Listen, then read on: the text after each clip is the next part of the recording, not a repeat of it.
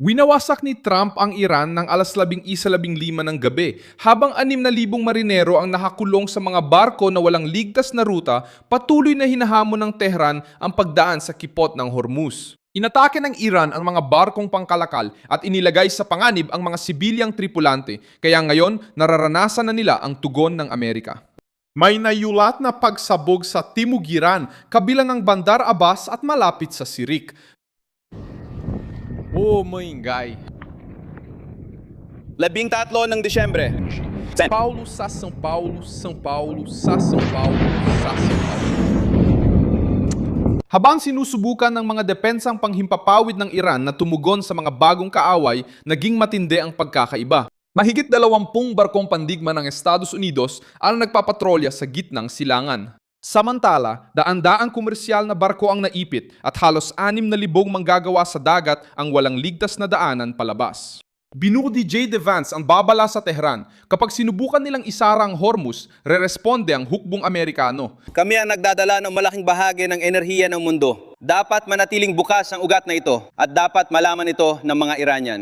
Kapag sinubukan nilang isara ito, tutugon ang sandatahang lakas ng Amerika. Ganun lang kasimple. Ano ang tinamaan ni Trump ng 11:15 ng gabi?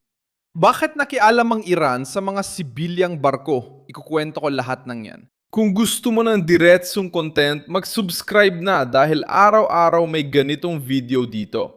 Kinumpirma ng Central Command ng Estados Unidos ang panibagong serye ng pag-atake laban sa Iran sa ikalawang sunod na araw matapos ang paglabag sa tigil putukan.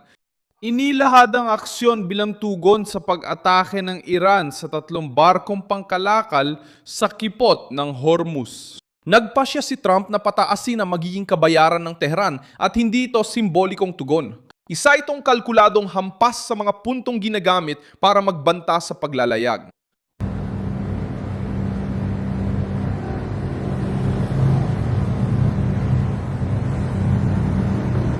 Ang mga barkong binanggit ng Estados Unidos ay ang MT Al-Hekayat na may bandila ng Marshall Islands, ang MT Wedjan na may bandila ng Saudi Arabia at ang MT Cyprus Prosperity na may bandila ng Liberia.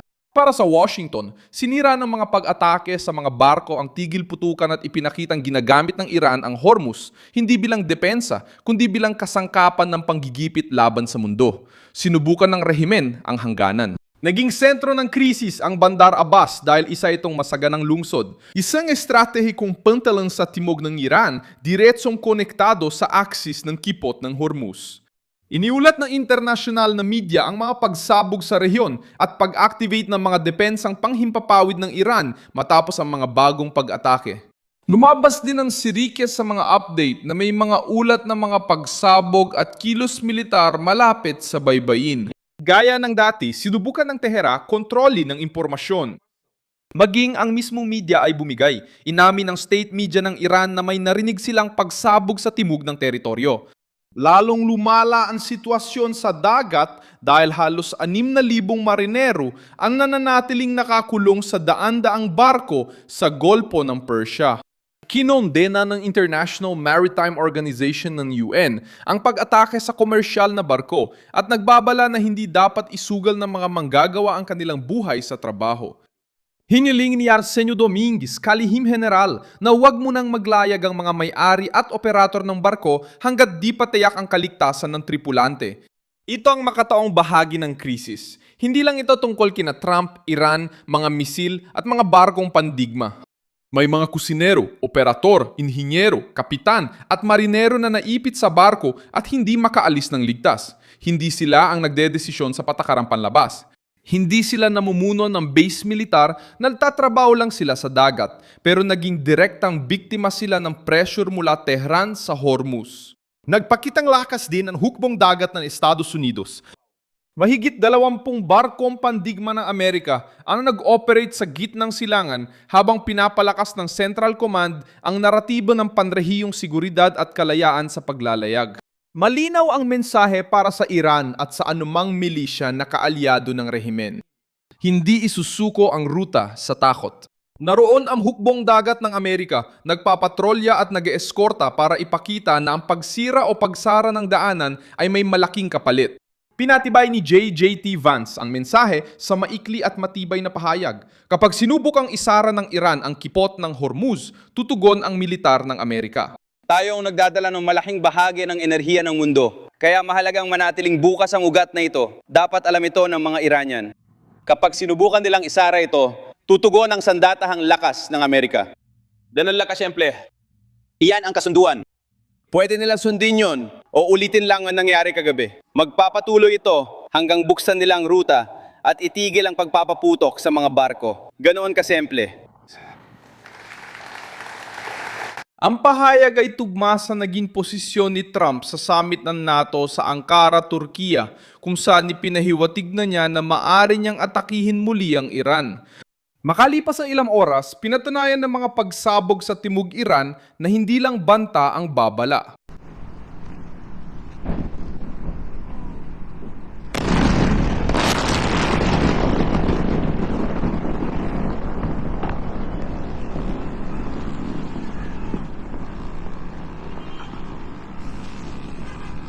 Sumagot ang Tehran sa pagsubok na baguhin ang kwento.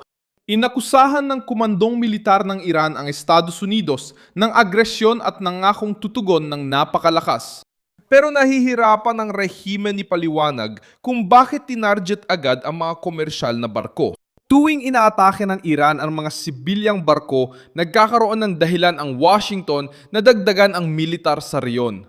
Bawat atake sa barko ay nagpapahina sa katuwiran ng Tehran at nagpapalakas kay Trump. Binabantayan din ng Israel ang sitwasyon. Ayon sa Tel Aviv, posibleng ulitin ng Washington ang mga pag-atake, lalo na kung patuloy na babantaan ng Iran ang Hormuz. Ang koordinasyon ng militar ng Amerikano at Israeli ay bahagi na ng rehiyon, nakatuon sa depensa, intelihensya at paghahanda sa bagong aksyon. Samantala, ang libing ni Ali Khamenei sa Iraq ay nagdagdag pa ng isa pang bigat na pampulitika sa kasalukuyang sitwasyon.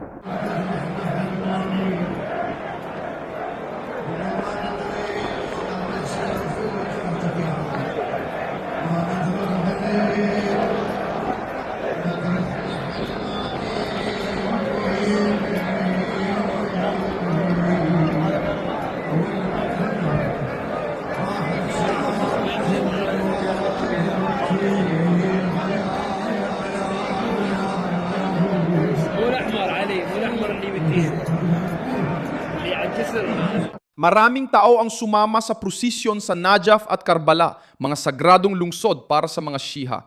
Ang bilang na 2.3 milyon na mga kalahok ay inilatala ng mga puwersa ng Popular na Mobilisasyon, isang paramilitar na grupong mula sa Iraq na kaalyado ng Axis ng Iran, ngunit wala itong kumpirmasyong independyente.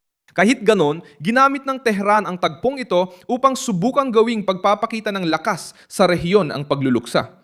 Ang mobilisasyong ito sa Iraq ay may halong relihiyoso at politikal na layunin. Ang Najaf at Karbala ay tumatanggap ng milyon-milyong peregrinyo tuwing malalaking Shiha na kaganapan at nais ng mga kaalyado ng Iran na ipakita ang dami ng tao. Layunin ng rehimen na magpakita ng lakas habang tinatamaan ang kanilang mga pantalan at posisyong militar. Nakatulong kay Tehran ang larawan ng karamihan. Hindi nito binabago ang katotohanan. Sa militar, tumaas ang pressure ng Amerika. Sinubukan ding atakihin ni Masoud Pezeshkian, ang Pangulo ng Iran, ang Estados Unidos sa kanyang talumpati, inakusahan ng Washington ng pananakot at manipulasyon. Hindi ang talumpati ang pinagmulan ng krisis sa Hormuz. Nagsimula ito sa pag-atake sa mga komersyal na barko at tangkang paggamit ng Iran sa internasyonal na ruta bilang panakot. Naiintindihan ni Trump ang kilos at tumugon. Tinamaan niya ang sensitibong bahagi ng rehimen, ang kontrol sa takot sa kipot. Muli namang tumaas ang presyo ng langis dahil sa banta ng pagharang. Ipinapakita nito kung bakit mahalagang tugon ng Amerika sa mundo. Inakala ng rehimen na kaya nitong gipitin ang mga sibilyang barko, udyukan ang mga taga-suporta nito sa politika at takutin ang pandaigdigang kalakalan. Nakatanggap sila ng dagdag na pag-atake, naging sentro muli ng pagsabog ang Bandar Abbas at Sirik at ngayon ay humaharap sa mas pinalakas na presensya ng hukbong dagat ng Amerika sa riyon.